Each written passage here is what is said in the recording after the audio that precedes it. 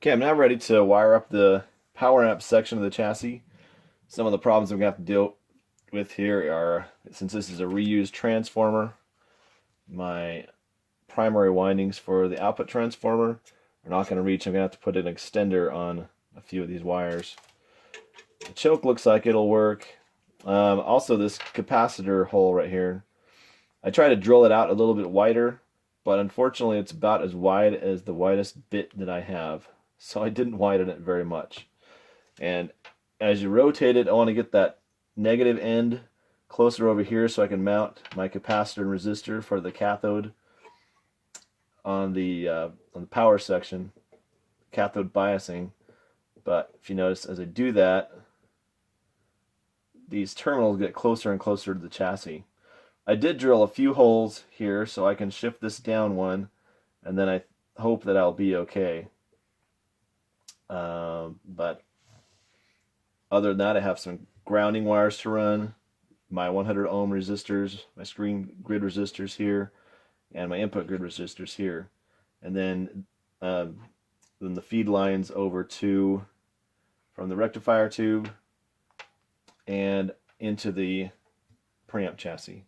And then this will be done. I've now finished wiring up the power amp section of the chassis.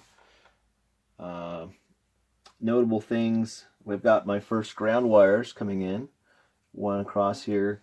I'm doing the traditional grounding in a Vox JMI Era chassis was everything was grounded to the chassis itself. And of course today we know that that's not the best way to do it. One of the best ways to do it is to use a star ground.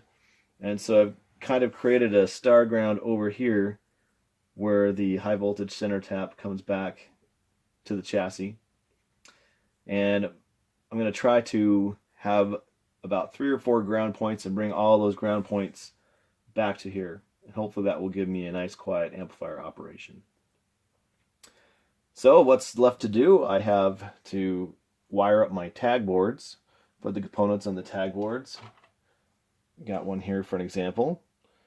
Follow my layout, put all the components between here, and then it'll be ready to drop in and start connecting the wires from the tube sockets, the wires from the potentiometers into there, and then running the signals from the preamp over to the power amp, and then it'll be time to test it out.